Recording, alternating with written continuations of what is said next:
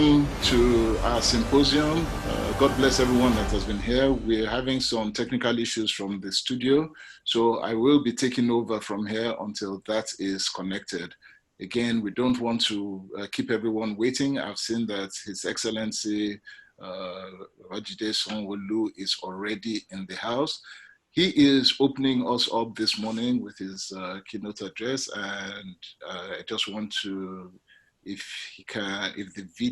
his video link can come up so that we know that they're ready, and I will be introducing him to kick in. Excellent.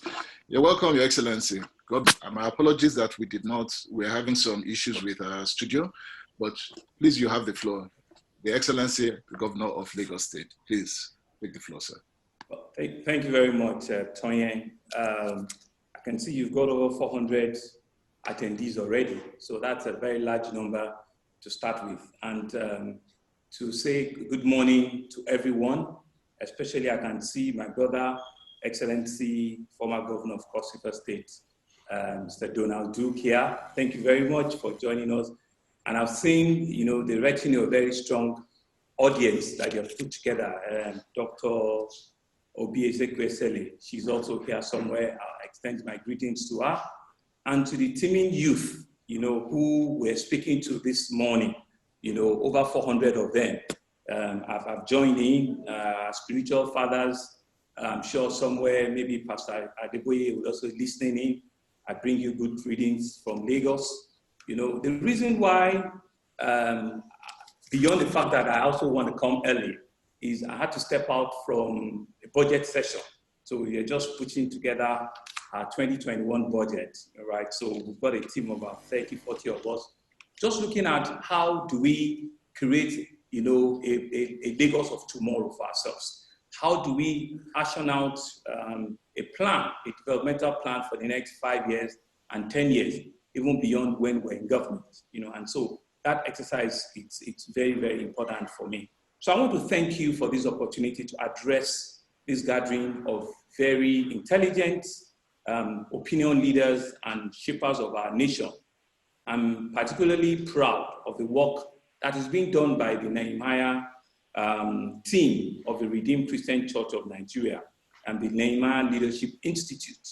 Your accomplishment exemplify what we're capable of achieving when we're not afraid of our proactive take to lead, especially where radical changes are necessary.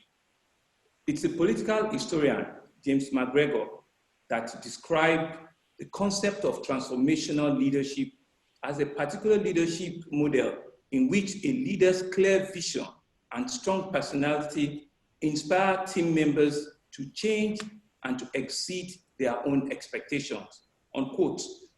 You have asked me to take on and talk on a topic that encapsulates the diverse issues that involve transformational leadership in a democratic government that we have here in Nigeria, and what are the implications for our socio-economic position by the year 2060 for Nigeria.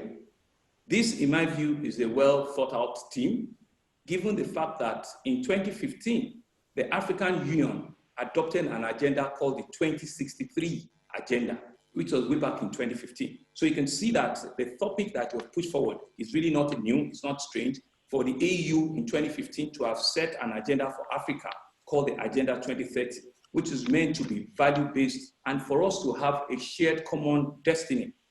In Nigeria, the federal government has also taken the lead by implementing United Nations SDG goals, which is the Sustainable Development Goals, which is meant to end poverty, which is meant to be protecting the planet, and which is meant to be guaranteeing a peaceful and prosperous years for all of us by the year 2030. So meaning the goals and the objective of SDG as set out by the year 2030 is around reducing poverty, giving us a clear chance at guaranteeing a prosperous year for all of us by 2030. And so for us in Lagos State, this we have also domesticated amongst our 37 LCD and 2020 local government to ensure that we have a motive that will address our social economic needs of every Lagosian to inspire them to get about participatory democracy, since the collective goal of any government, it's good governance. So we believe that what speaks to the challenges and expectations of Lagosians and the SGD also speak to what we had said we'll be doing as a government. As part of my own background, I've had the opportunity to have worked extensively in the banking industry. I've had the opportunity to work in the oil and gas industry. I've had the opportunity to work even as an entrepreneur before getting into a position of leadership as an administrator and as a public person. So I must say that over those years, which is about 2.5 decades now, I have actually gained sufficient experience that irrefutably nexus between what we call a transformational leader and the sweeping economic challenges that comes with that leadership position. So therefore, experience has taught me that with responsible leadership, with respect to the interest of our people that is consistent with citizens' engagement, a honest communication with the right feedback mechanism, it's meant to actualize and help us, to be able to not only achieve a 2030 sustainable development goals, but put Nigeria at the stance of becoming a world power and one of the most developed nations by 2060. So that's a tall order that we all need to fill in and put in the bracket. Example of Singapore, which we all know, it's something that comes to play, and it's something that all of us can still, take. We all knew what Singapore used to look like in the 60s, and we know what the Prime Minister Lee Kuan Yew was able to do to economically re-engineer that country and take it from a third world over a 25 to 30-year period to what we see today, as one of the giants, as a city-states in the world. He recognized the importance of instilling a sense of national identity in every Singaporean. And I'm sure it's one of the hallmarks of a transformational leader that has the ability to advocate a futuristic but powerful vision for his citizens. So that's one of, in my view, one of the very strong leadership traits that we all can look through and see what has happened over the decades. This is some of the things that is inspiring us in Lagos. And of course, at the risk of also sounding biblical, right, we also know the story of Nehemiah, as is well conceptualized in the Bible, and how Nehemiah in himself, if we read through the book of Nehemiah, define transformation leadership. And so for us in Lagos, we're looking at all of those lines. In the first chapter of that book, Nehemiah acknowledged that there was a problem. The walls of Jerusalem were in ruins and needed to be immediately rebuilt because the city was defenseless. He saw that it was an opening where people can come in from any part, and he realized that he needed to do something. This stirred him as a burden, and he took up the task of rebuilding the wall of the city. Through prayers, through hard work, and even with the opposition from several quarters, Nehemiah was ready to give up his job as a king cupbearer, despite the prerequisite attachment, all of the things that are attached to working with the king. He left all of that behind, and he just wanted to make his people and God happy. So if you see it in context of the organizers of these events, Nehemiah Leadership Initiative, and reading that book and putting it in the context of what we learned from that book, it's something that is very instructive. And so the story of Nehemiah is very instructive, like I said, as a leadership style that captures our approach to governance, especially for us in Lagos State. We have a burden to ease the suffering of our people, and we're ready to do the work that is needed to accomplish this. Our motivational factor is the people that we serve, and their well-being is very important for us. We recognize that when we take the lead, our people will toe the path of participatory governance, which will engender a collaborative transformation for Lagos. So what we're saying is that they all just need us to take that lead. We believe that the followership will work with us and they will be engaged in government, because what we want at the end of the day is we want a participatory means of governance where people will have a say, will have a voice, and will have, people that they can also look up to. In the invitation letter that you sent to my office, you alluded to our state's success in managing the COVID-19 pandemic. I certainly need to attribute our progress to our recognition of the pandemic as a collective war. It's not a war that I, as the incident commander, has won alone. It's not a war that Lagos State Ministry of Health had won alone, but it's a war that we believe that all of us working together are defeated. And our strategy during that war period, which we are not fully out of, were what we call the 3 Cs.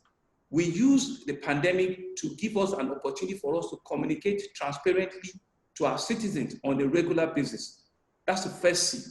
We use also the war to collaboratively work with both the private sector and the organized public sector, meaning that we were able to engage, everybody from the civil society to the very organized private sector to every citizen that wanted to participate, in bringing down, the positivity level of the pandemic. And I dare say that we had also over the period transparently acknowledged everybody that has supported us in the fight of the COVID-19. And thirdly, we also ensure, that we work, ensuring that we don't only communicate, we don't collaborate, but we ensure that we're committed, and our commitment is working with NCDC, working with the federal government, and working with everybody. And that's what we've seen in effect that, and of course, we pray a lot. That's why we see that whilst we're working with the science, we're also trying to balance the economy and the security aspects coming out of the pandemic. So like I said, it was a leadership style that had Hydra-headed monster.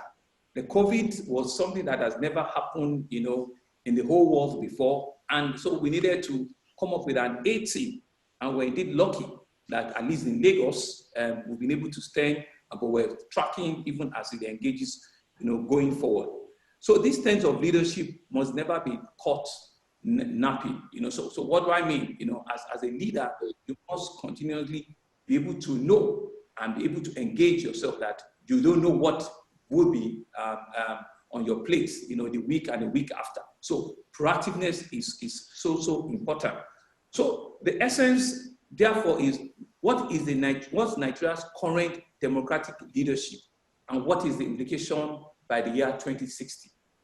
One of the best truths about the reality of our country is that we do not lack brilliant ideas. I mean, we usually have the brilliant minds everywhere in the room with the best national building intentions for Nigeria. The issue at stake all the time is how do we translate these good intentions to visible growth, to economic balance, and socio-economic advancement for our people. That, in my view, is always the challenge that we have. We're always blessed with fantastic laws, we have fantastic ideas, but really is the how, is the when do you do it, is the, so once you do it, what is the impact, and how do you ensure that it is the greatest good for the greatest number at all of the time? How do we get our government and our leaders to be consistently accountable and be responsive and be able to stand and hold themselves accountable at all times? These are some of the things that we need to continue to ask ourselves. I believe that this symposium provides an avenue for us to tell ourselves the truth in order for us to chart a developmental trajectory for our nation and for ourselves. I believe in the unity of our country, Nigeria. However, this unity is being threatened by the issues of insecurity that we see, around almost every region in the country. The dwindling, oil revenues, the crude oil revenues that has not been stable for the last couple of years. Ethnic and tribal unrest that we continue to see amongst ourselves. A struggling economy and just a general despondency that we see all around the country. The best leadership approach, in my view, to solving these issues should be one which installs a sense of nationhood in every Nigerian, a growth mindset in the entire populace, and a sense of duty in the electoral process, which will enhance a collaborative means of government to end what we see as a multidimensional poverty level that is ravaging every part, of this country. And I believe that this is because the objective of the Sustainable Development Goals, which is meant to end multidimensional poverty in our system.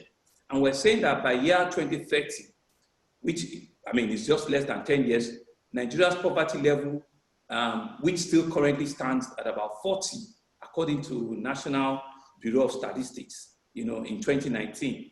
And we're looking at a multidimensional poverty index of about 22.5 against our population, right? And I think countries, like other African countries, Nigeria still ranks 33 out of 55 countries with a score of about 47%. This data does not make sense if indeed, our leaders and people in authority, cannot make a full, matrix of it. Mo Ibrahim Index of Africa still continue to say that Nigeria, poverty index, we're number 33 out of 54 African countries, which scores us less than 50% of overall level of governance, that we are. Meaning that, yes, we see ourselves as the biggest, economy in Africa. We see ourselves as the giants in some part. If we compare ourselves with indices that they used to compare every other nation in the continent, we still fall below, a lot of the countries that are even in Africa, not to talk of in the world. So the consequence of this is that we need to have a major leadership challenge that first is to get our people to buy into the idea of a prosperous Nigeria, a future that is prosperous for every citizen, where all lives are equal, irrespective of what your background is, irrespective of what ethnic dimension you come from, irrespective of what opportunity life has given to you. We must ensure that every citizen of our nation, our leadership must be able to give them that opportunity to become something for their future. And what do I mean? For us in Lagos, we'll continue to look at our human capital index. How do we drive down poverty? Health and education as a strong component, for us to improve our human capital index and reduce poverty out of our system and bring, about a positive change that our people will believe in. We believe that the SDG goals are being set out, by 2030, could be one of the ways that will set up, on that trajectory. And so for us to be able to achieve that by 2020 is for us to have what we call a sustainable, achievement program through ensuring that we have the right set of leadership, not only now, not only in 2030, but a framework that can help us beyond all of that and take us to the years of 2060 and beyond. So to go back to the question, where will Nigeria be by the year 2060? It is clear that we all have an idea of what kind of country, what kind of Nigeria we want by the year 2060. I'm sure all of us have an idea of what we should look like. There's been several 3D dimensions with artificial intelligence and see what an Oshodi should look like by 2060. What a village, in Akwa Ibom should look like by 2060.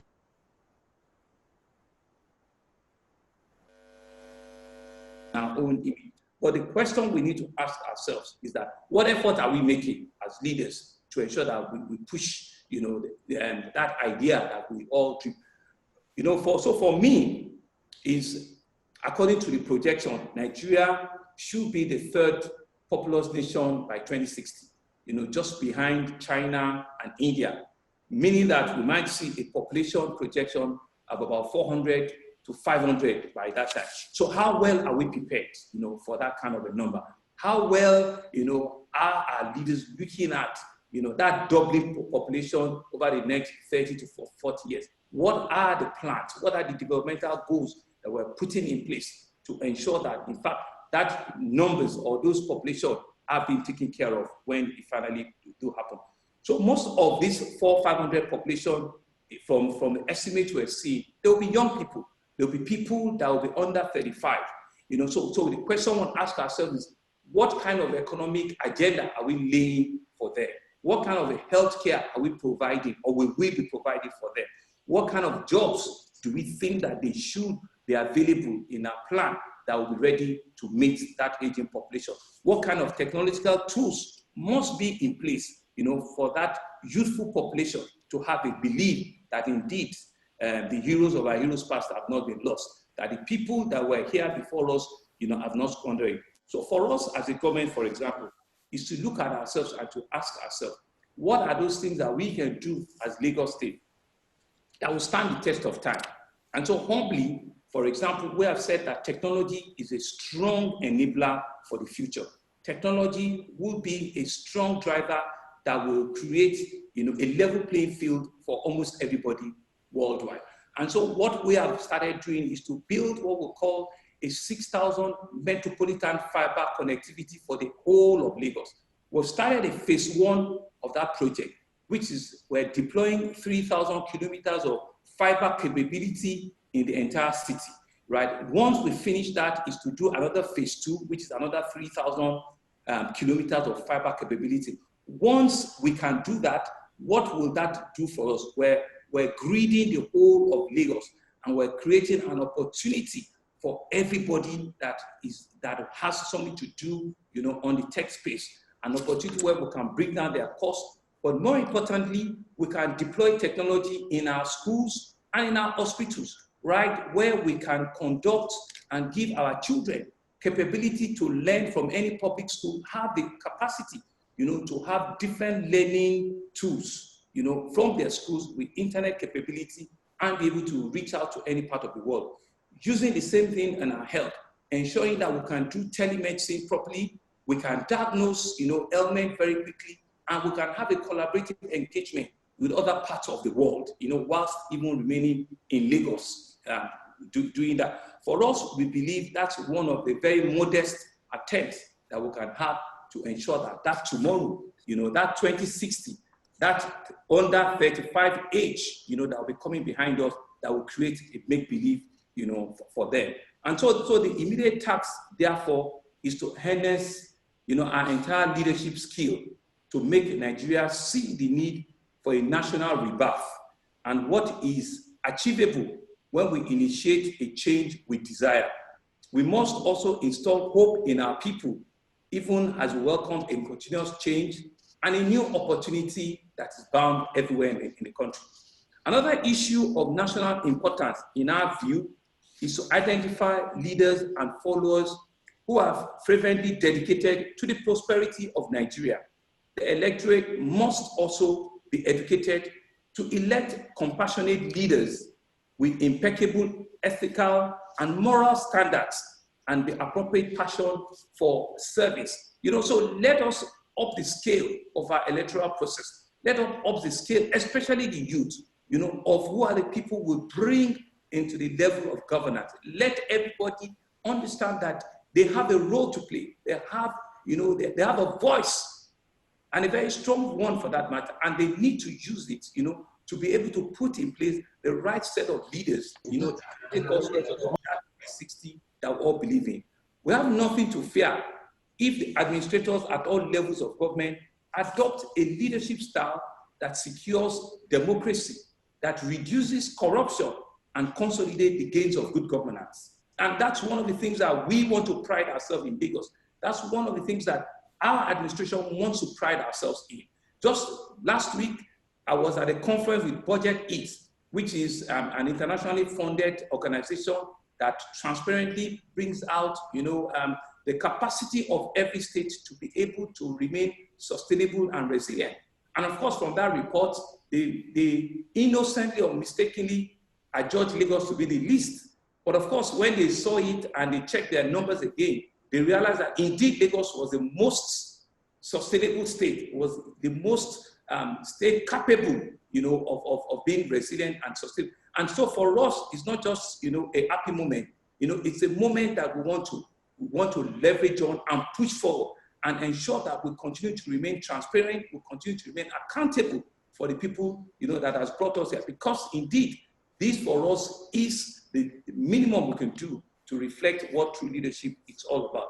We only need to advocate a powerful vision for the future, provide a legitimate solution to our social economic problem, a legitimate solution, and improve service delivery at all levels of government.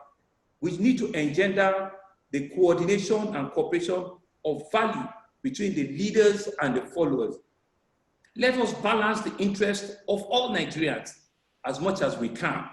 And so balancing the interests is to ensure that there are different arms, of this whole country called Nigeria, right? Some are strong, some are weak. We need to ensure that we balance it and we give fair play at all times. These are some of the things that will reduce all the levels of agitation that we see around.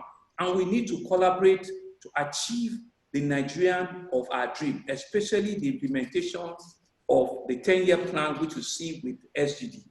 The next 40 years should be dedicated to enhancing the inherent benefits of globalization, especially global digital ecosystem, which I have spoken, as to what we are doing in that space.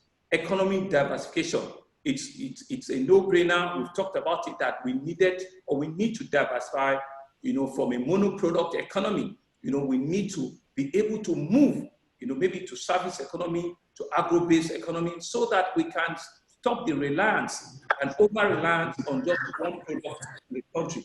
The implication is that by the year 2060, our economy, our country should have developed, transformed, and become a social, economically balanced, big capital nation. In conclusion, and more importantly, we as leaders that are here today, with diverse spheres of influence and the ability to respond to our country's daily realistic, from our father, former President Olusegun Obasanjo, who will be speaking to us in the course of this webinar retreat today, to our spiritual father, Pastor E.A. Adeboye, who will also be providing for us spiritual guidance for an harmonious society, to also our traditional leader, the Oni of Ife, who will provide also a cultural guidance to the likes of my Abru Toye Cole and my brother, Mr.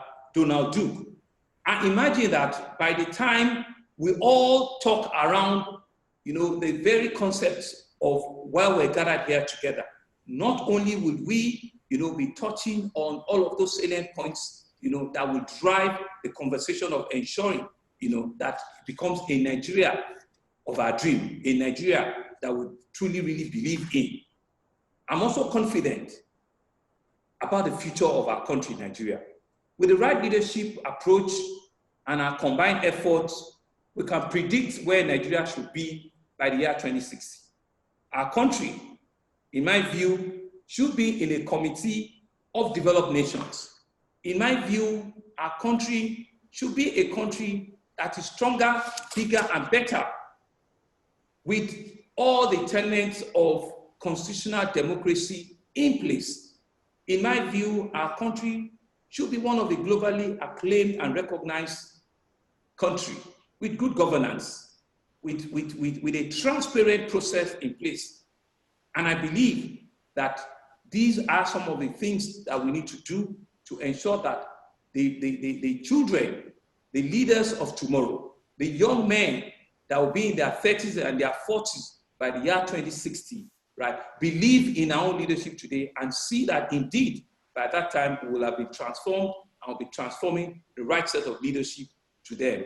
I want to thank you very much for listening, and I want to yield the floor back to the organizers.